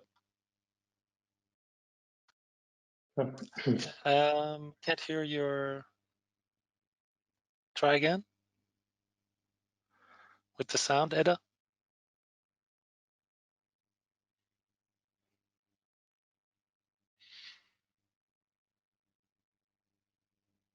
Seems to take a second or two for it to get activated. It's not coming on. Should I try and activate it from my side?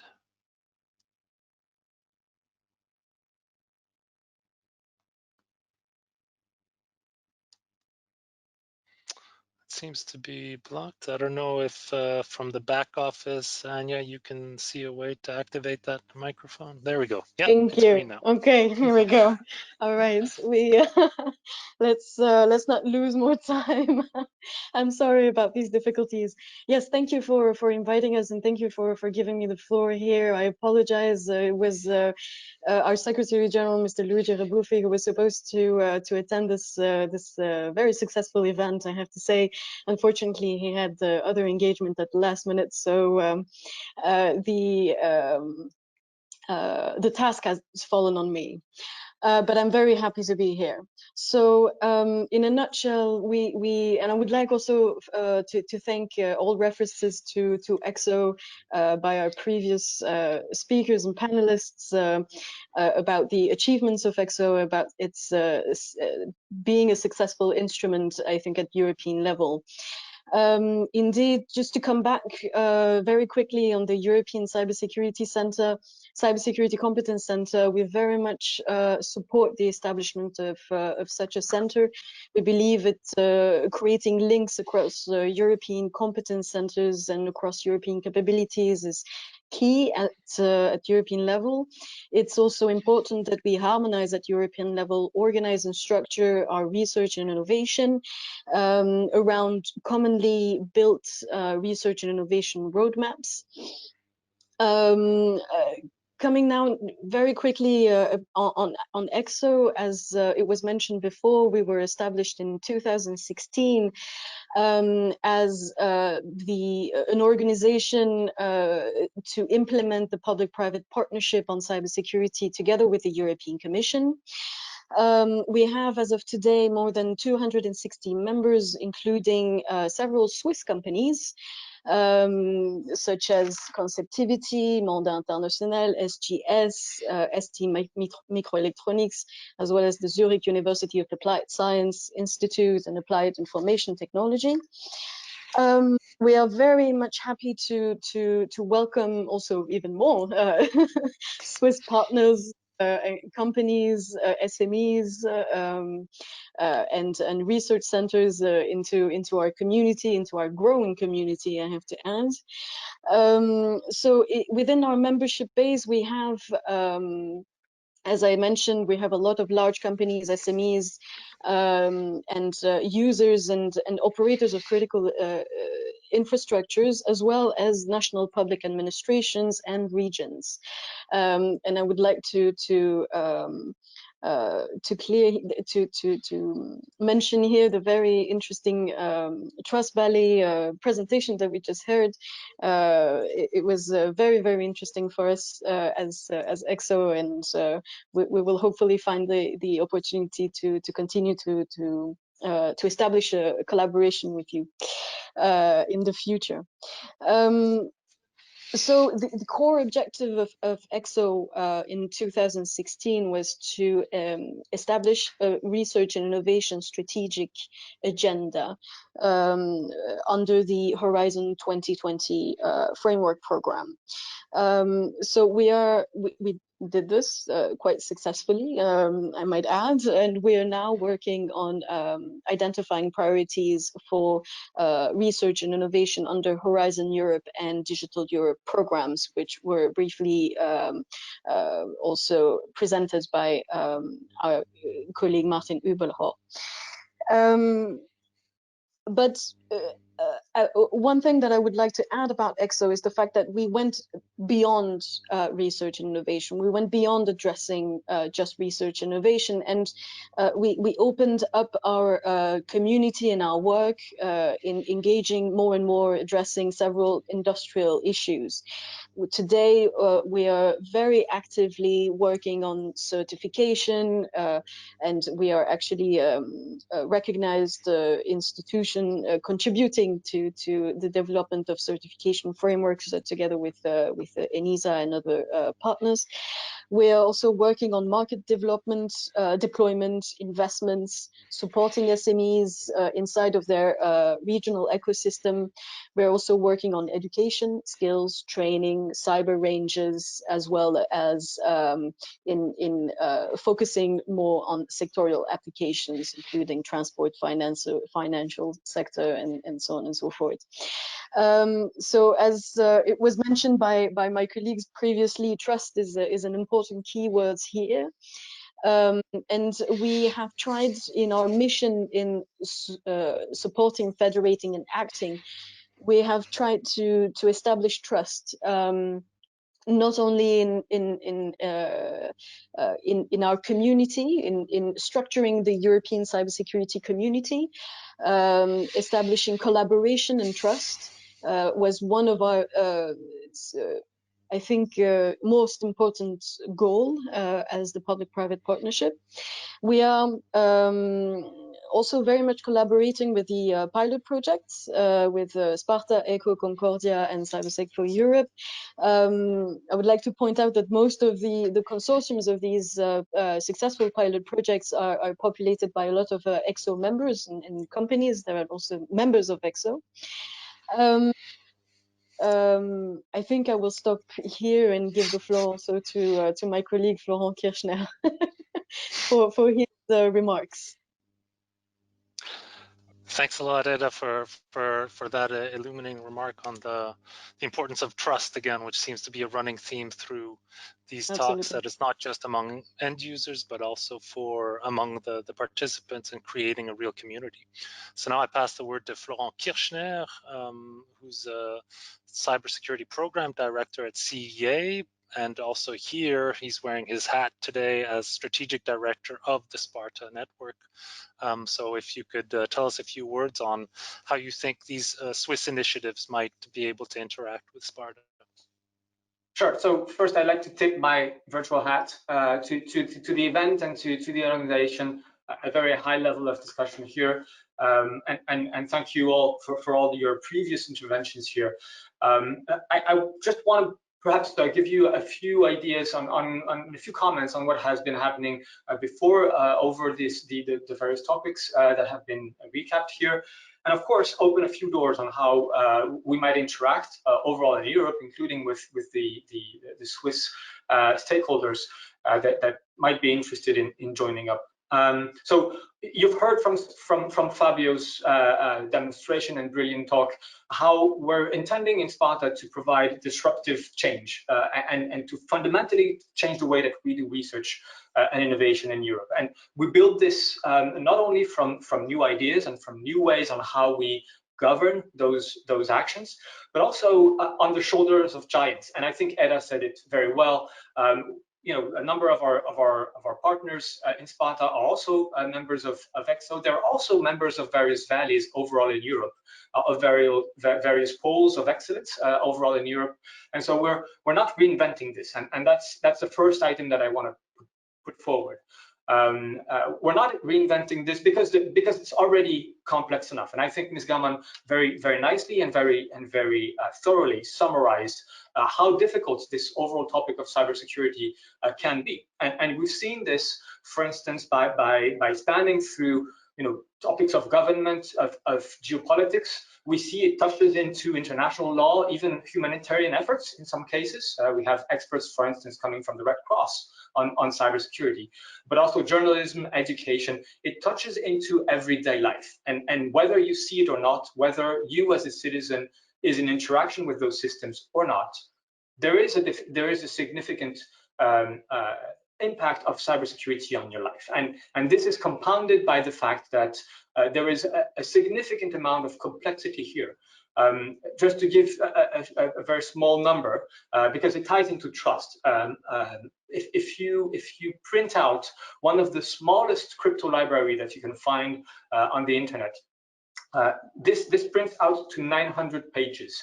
How do you ensure trust in those 900 pages? If I were to read a report on my end, reading a 900-page report and certifying that there is no typos in it is something hard and something that's really difficult. The same to continue. If you have a look at the Google infrastructure in terms of software, that's about 2 billion lines of code. You're entering human genome territory here, and we know how difficult it is to parse and to understand what flaws may be in a human genome. We know this is still an open topic. How do you do this for what is going to power the trust that we put into our infrastructure, into our government, into the application of international law? That's a very important and difficult topic. And so those very deeply complex systems question how we put trust in different entities, in different objects, and it also highlights, and I think I really liked this side from Srdjan's talk, how trust can be relative. So for instance, trust in Google might be very relative depending on where you live and how you use those services and what parts of those services you're using.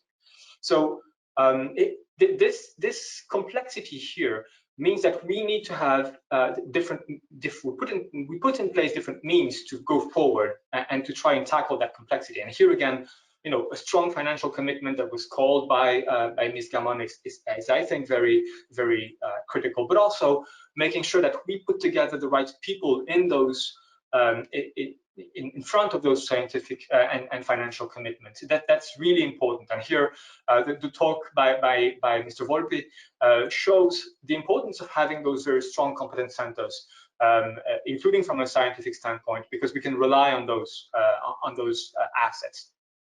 And then finally, you try to coordinate them and to move them forward on trying to produce disruption. And you try to disrupt the state of the art, but also with a singular goal in mind. We as Europeans need to build strategic autonomy, which does not mean we need to be isolated. This is not isolationism, this is autonomy. So it means that we need to have the means to make our own priorities and make our decisions in cyberspace.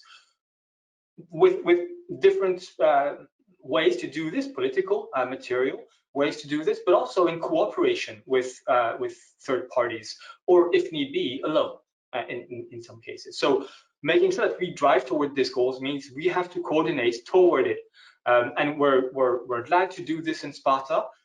We are glad to do this at various levels, and in particular to try to show not only the importance of national level coordination, as you've heard from Fabio's talk, but also the importance of European level decision making. And one is not to be opposed with the other. I think the strength of the solution will be built from the interaction between those very regional way of thinking, regional and national way of thinking, and on the other hand, a very European way of deciding of values and of making decisions. So with this in mind, what we are doing in Sparta is to tackle a small objective here, but still it's a very ambitious one. We want to do the equivalent of putting a man on the moon, but in cybersecurity. And here we need to think very differently. So what is possible, and we need all of the different thinkers to come aboard to do so. So here, what I'm offering, and I'll conclude with this, is we are welcoming the Swiss community to join up and to join in with this idea, both of contributing to European strategic autonomy, but also this idea of bringing together a wide variety of people to tackle those different viewpoints on different problems, and to join into the effort to fundamentally change how we do cyber R&D. Thank you, Florent, for that wonderful contribution and weaving together all the different presentations in a nice tapestry of showing how collaboration can really help to disrupt and ensure strategic autonomy at the European level. Maybe I pass the word here at the end. We're running a bit out of time, to Claudia Gamon to get your reaction to these more operational level presentations, both at the European level and the Swiss level, and these themes that have come up in terms of trust, strategic autonomy, and collaboration. Well, I was very impressed with the liveliness of the Swiss cybersecurity landscape. What I appreciate a lot and find very well done is the way that Switzerland really, first of all, there's a lot more public money in Swiss universities, which I think is a very good thing, and that is something that very many European countries lack, unfortunately. So this is always a good start. The interconnections between research at the university level and more market-ready research or closer to market research is a very important step towards building cybersecurity capabilities and capacities, then also in the private sector or in everyday applications.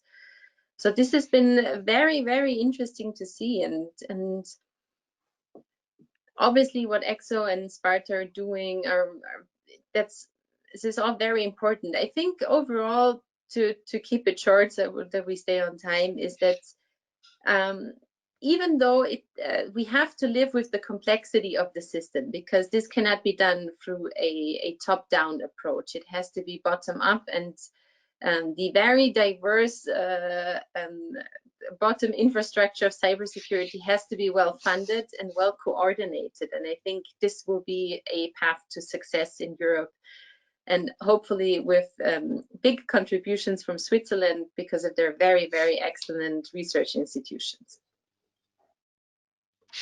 Thank you very much for the very useful input. We have one question, which I'll pass the word to Rahel Bühlen. So we have time for just a quick one.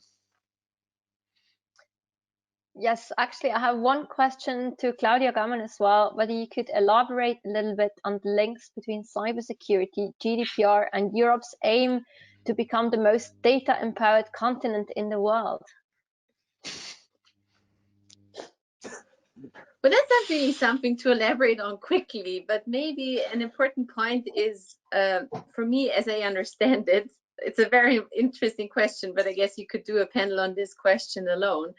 To just very quickly sum up what I believe, what I understand also from Commissioner Vestager, is to try and carve out the philosophical and value-based differences in how we in Europe see data, see citizens' empowerment, and try to focus on actually differentiating it through legislature and bringing this to life to show that there is a way that is neither the dictatorial authoritarian data capitalism of China, and also not the American way, and to have something that is truly European and reflects our values.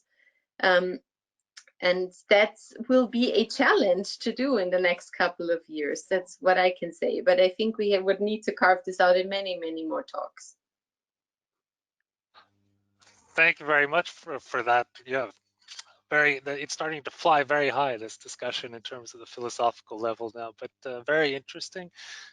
Maybe just to close things out, because we've run a bit out of time, what we like to do here at SwissCore, it comes from my predecessor, is to let our speakers try to sum up what they find most important in just one word. So it's not even a one sentence.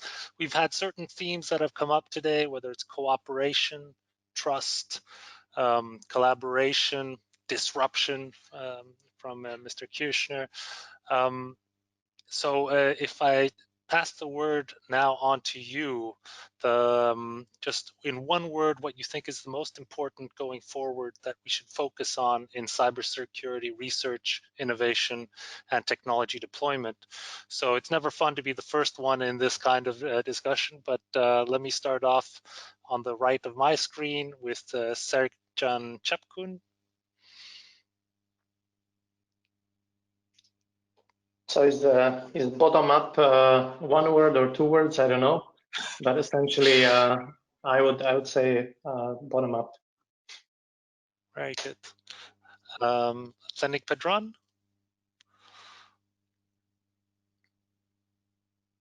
So we are open to co-build and share our experience with European actors and go with concrete action to digital trust and cybersecurity. That's one long word, but okay, we'll take it. And Florent Kirchner. So I've already trusted disruption quite a bit. I'll switch gears a bit and perhaps highlight the final word in Cybersecurity Competence Center and network. And the final word here is network. Let's not forget this one. Excellent. Thank you very much.